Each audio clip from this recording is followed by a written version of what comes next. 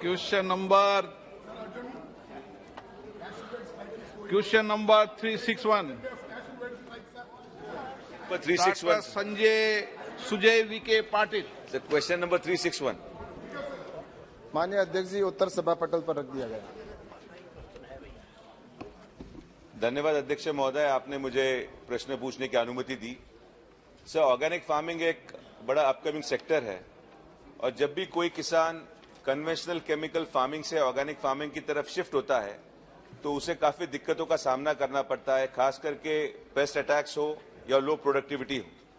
Sir, मेरा माननीय मंत्री जी से ये प्रश्न है कि ये जो लो प्रोडक्टिविटी का मसला, इसे हल करने के लिए क्या सरकार किसी तरीके की सब्सिडी के प्रावधान करने की विचार कर रही है? माननीय अध्यक्ष जी, माननीय सदस्य ने बहुत ही अच्छा सवाल पूछा है कि ऑर्गेनिक खेती के बारे में, और मैं आपके माध्यम से बताना चाहूंगा कि प्रधानमंत्री जी की, माननीय नरेंद्र मोदी जी की जब से सरकार आई है तब से लगातार ये प्रयास किया जा रहा है कि ऑर्गेनिक खेती और प्राकृतिक खेती को बढ़ावा दिया जाए।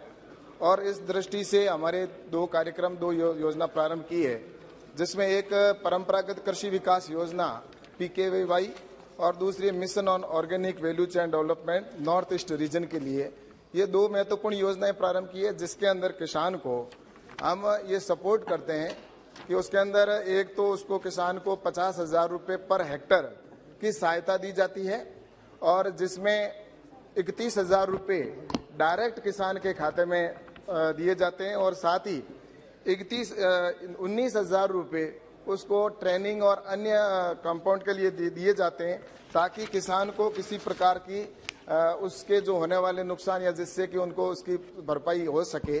और निश्चित रूप से इसको लेकर, जैसा कि मुझे बताते हुए इस बात की खुशी है कि लगातार इसके अंदर इसमें भी दी जाती है और साथ ही प्राकृतिक खेती के अंदर भी हम पर हेक्टर 12,200 रुपये देने का प्रावधान किया है।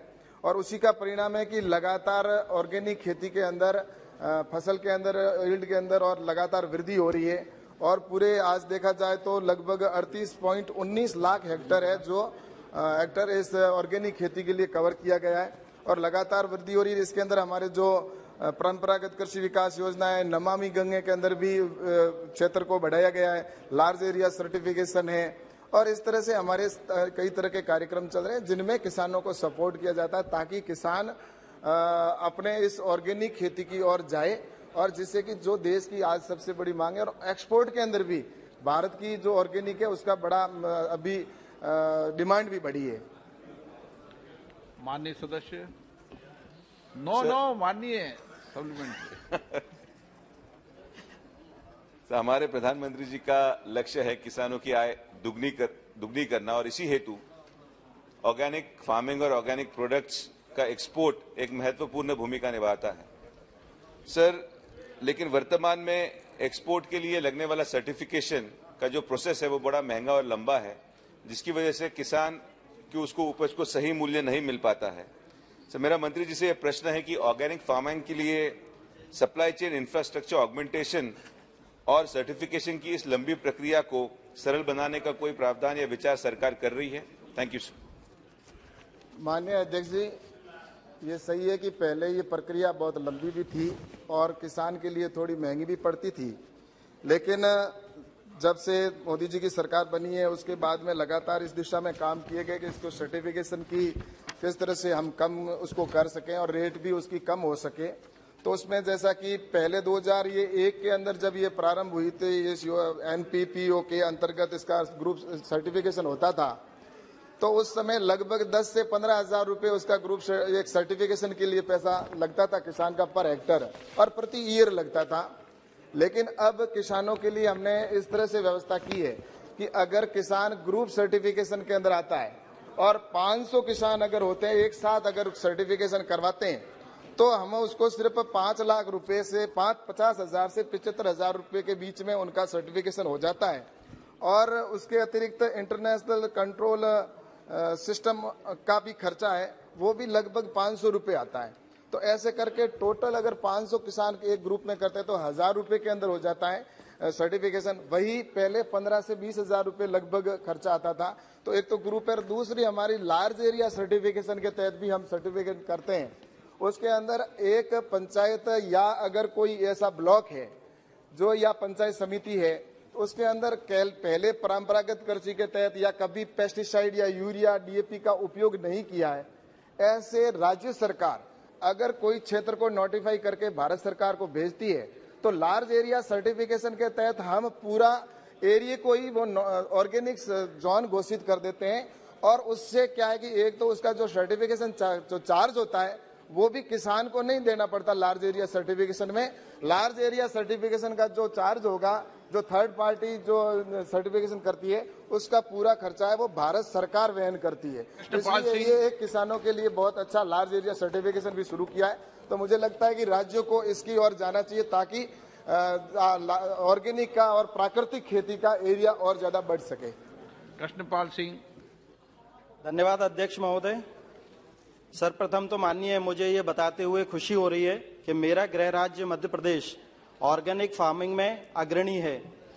हमारे माननीय यशस्वी प्रधानमंत्री जी और हमारे यशस्वी मुख्यमंत्री श्री शिवराज सिंह चौहान जी के नेतृत्व में मेरे प्रदेश में 1 लाख से अधिक ऑर्गेनिक फार्मिंग करने वाले किसानों के परिश्रम के कारण मध्य प्रदेश से 5 लाख टन ऑर्गेनिक प्रोडक्ट्स का निर्यात हुआ है, जो कि पूरे देश में जितनी टोटल एरिया में फार्मिंग होती है उसका 40% एरिया मेरे मध्य प्रदेश से आता है। और माननीय इसी कारण हमारे मध्य प्रदेश को पिछले 5 बार से कृषि कर्मण्य अवार्ड से भी नवाजा जा रहा है। उसके लिए सरकार की जो नीतियां हैं, जो योजनाएं बनी हैं, उनके लिए मेरे मध्य प्रदेश की तरफ से बहुत बहुत धन्यवाद। माननीय मैं जिस क्षेत्र से आता हूं वो एक कृषि प्रधान क्षेत्र है और मैं स्वयं एक किसान हूं और किसान के साथ साथ एक डॉक्टर होने के नाते रसायन मुक्त उपज की मांग पूरे विश्व में है। और मेरा ये मानना है कि पेस्टिसाइड्स और केमिकल्स के अधिक प्रयोग से बच्चों में, महिलाओं में और वरिष्ठ नागरिकों में स्वास्थ्य पर उनके काफी प्रतिकूल प्रभाव पड़ रहा है। माननीय ऑर्गेनिक फार्मिंग को बढ़ोतरी के लिए मल्टीपल क्रॉपिंग को बढ़ावा देना अति आवश्यक है। कई किसान मेरे क्षेत्र में आय बढ़ाने के लिए मल्टीपल क्रॉपिंग के माध्यम से अलग अलग फल, सब्जियां व फसल उगाना चाहते हैं, लेकिन वर्तमान में मल्टीपल क्रॉपिंग के लिए कोई भी बीमा योजना नहीं होने के कारण ऑर्गेनिक फार्मिंग के लिए निर्धारित प्रोत्साहन नहीं मिल पा रहा है। मेरा माननीय मंत्री जी से ये निवेदन है कि ऑर्गेनिक फार्मिंग को प्रोत्साहन देने के लिए क्या सरकार इन किसानों के लिए एक विशेष बीमा योजना या प्रधानमंत्री फसल बीमा योजना के अंतर्गत मल्टीपल क्रॉपिंग के लिए कोई प्रावधान करेगी क्या, जिसकी सिफारिश 2018 में एस्टीमेट समिति द्वारा भी की गई थी। माननीय अध्यक्ष जी, वैसे हमारे सदस्य हैं वो सक्रिय है कृषि के लिए और हमेशा चिंता करते हैं, लेकिन मैं कहना चाहूंगा कि मल्टीपल क्रॉपिंग का इन्होंने क्वेश्चन उठाया है और मुझे इस बात में ये जानकारी देनी है कि किसान, जैसा कि प्रधानमंत्री जी ने नई फसल बीमा नीति लागू की है और नई फसल बीमा नीति के अंदर यह भी प्रावधान किया है कि वो एक तो स्वैच्छिक भी कर सकता है और उसमें जैसा कि इन्होंने अपने एरिया की चिंता और पूरे देश की चिंता की है, तो उसके अंदर अगर राज्य नोटिफाइड करता है, चाहे वो मल्टीपल है, चाहे कैसी भी खेती है, और उसके अंदर चाहे वो अगर करता है तो चाहे वो खाद्यान्न हो, चाहे दलहन हो, चाहे तिलहन हो, चाहे कॉमर्शियल क्रॉप हो या हॉर्टिकल्चर हो, उसके अंदर कोई भी अगर फसल होती है तो उसको इसके अंदर दायरे में लिया गया है। और उसमें इतना ही है कि राज्य इसको नोटिफाइड करे और राज्य नोटिफाइड करेगा तो हो जाएगा। और दूसरा इसमें एक और स्कीम है जिसके अंदर ये है कि नॉन नोटिफाइड क्रॉप है, अगर नॉन नोटिफाइड क्रॉप है तो उसके अंदर भी एक योजना है जिसमें restructure weather base insurance scheme के अंदर भी इसको कवर किया जाता है। तो मुझे लगता है कि ये स्कीम अवश्य है जिसके अंदर किसान, राज्य सरकार को उस फसल का नोटिफाई करना पड़ेगा, चाहे वो मल्टीपल है या कोई भी फसल है। तो इसके लिए बिल्कुल सरकार के अंदर और इस नई फसल बीमा योजना के अंदर इसको लिया गया है। मैं किसी भी सदस्य को अगर सप्लीमेंट्री में या मूल क्वेश्चन में संक्षिप्त नहीं पूछेगा तो मैं नहीं कहूंगा। माननीय मंत्री जी, आप भी संक्षिप्त में जवाब दें। प्रताप सिन्हा जी, आप जो प्रश्न पूछे आप प्रश्न पूछे, उसका जवाब दे दें। Thank you, Speaker, sir. Sir, our beloved Prime Minister Narendra Modi ji is giving a lot of importance for organic farming. Sir, ICAR has developed various types of organic fertilizers. After doing the field research, field trial, it is found out to be very effective, sir. But sadly, in between, the prices of sulfate of potassium and various other fertilizers have been doubled, sir. So, but in between, the GST, they are putting 12% GST on organic fertilizer, sir. I request the Honorable Minister through you to reduce the GST on organic fertilizer, sir. माननीय अध्यक्ष जी, जैसा कि हम सब जानते हैं कि जैविक खेती को बढ़ावा देने के लिए भारत सरकार लगातार प्रयास किया है और आगे भी कर रही है, और जैविक खेती से किसान की इनकम भी कम होती है। और रही बात जीएसटी, तो जीएसटी का विषय वो कृषि विभाग से संबंधित विषय नहीं है, तो इसके लिए मैं सोचता हूं कि उस विभाग से अगर बात करेंगे तो फिर भी मुझे यह कि किसानों के लिए प्रधानमंत्री जी मोदी जी की सरकार है वो संवेदनशील है। Shri Srinivas Patil. Thank you for giving me the opportunity. I was governor of Sikkim from 2013 to 2018, and during my tenure, Sikkim was declared first 100% organic state in India by the Prime Minister Shri Narendra Modi ji. First, the ordinance was issued by me as the governor of Sikkim, followed by the bill introduced in the Legislative Assembly, and further it was debated and was passed an act. The act prohibited use of dangerous chemical fertilizers and poisonous pesticides by farmers. My supplementary is whether the Honorable Minister of Agriculture, Government of India, has any plan to follow the case study of Sikkim and take any legislative measures or financial assistance schemes or both to promote organic farming in other states in the country. Thank you, sir. माननीय अध्यक्ष जी, जैसा मैंने पहले भी कहा कि large area certification के तहत सिक्किम के अंदर भी लार्ज एरिया सर्टिफिकेशन के तहत पूरा प्रदेश है उसको इसके अंदर कवर किया गया है।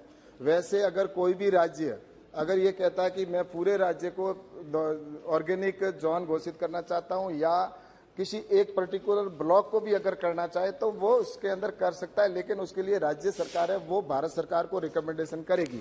और दूसरा, मैंने पहले भी जिक्र कर दिया पूरा उसका कि कौन सी सहायता या सरकार की तरफ से सहयोग किया जाता है। तो जैसा कि पहले मैंने बताया ही है कि PKVY योजना के अंतर्गत और नॉर्थ ईस्ट क्षेत्र के लिए जो योजना है उसके तहत सरकार है किसानों को सहयोग प्रदान करती है। GT नामग्याल, एक प्रश्न में 15 मिनट लगते हैं।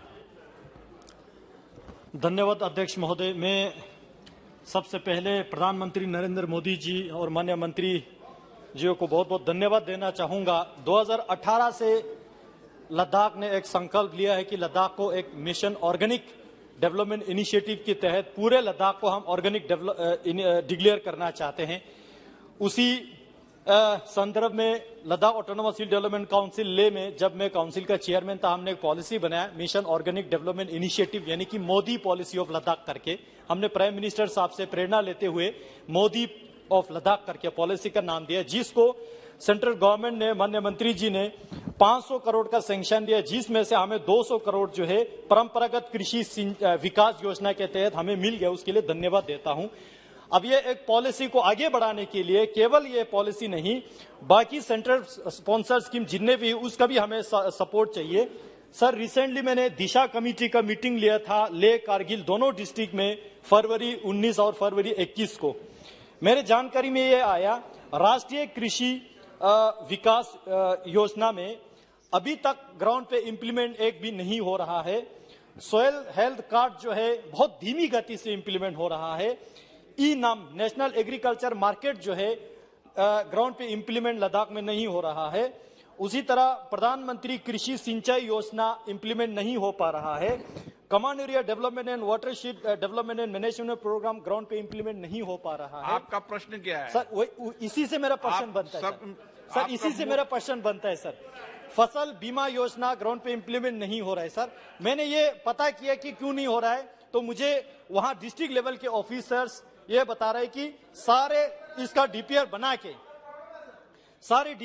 के स्टेट सेक्रेटरी के थ्रू सेंट्रल गवर्नमेंट को भेजा है। तो मेरे माननीय मंत्री जी से ये प्रश्न के साथ साथ निवेदन है, सेंट्रल गवर्नमेंट के ओर से ये सारा ग्राउंड से जितना भी डीपीआर आता है टाइमली इसको सैंक्शन करने की कृपा करेंगे क्या? दूसरा, लद्दाख को मिशन ऑर्गेनिक। माननीय मंत्री जी, सर लास्ट पॉइंट। माननीय अध्यक्ष जी, जैसा इन्होंने सोयल हेल्थ कार्ड की स्कीम का कहा है और कृषि सिंचाई योजना के तहत कहा गया है, और RKVY योजना के तहत राज्य सरकार से जो प्रोजेक्ट आते हैं, उन प्रोजेक्टों के अंदर कई बार राज्य से हो सकता है कि उसके अंदर कुछ डॉक्यूमेंट्सली कमी की वजह से हो सकता है, लेकिन उसके बावजूद भी हम ये प्रयास करते हैं और लगातार सरकार ये प्रयास करती है कि तुरंत वो प्रोजेक्ट हमारे पास में आए और उनको हम स्वीकृत करें। और मुझे ये बताते हुए प्रसन्नता है कि लद्दाख के अंदर भी 5000 हेक्टेयर जो एरिया है वो इस ऑर्गेनिक के अंदर लिया है और लार्ज एरिया सर्टिफिकेशन के तहत ही किया है। और इसके अंदर लद्दाख के अंदर मैं ये भी कहूंगा, अगर वो और अधिक करना चाहता हो, एग्रीकल्चर इंफ्रास्ट्रक्चर फंड का भी प्रावधान है, उससे भी किसानों को इसके अंदर सहयोग किया जा सकता है।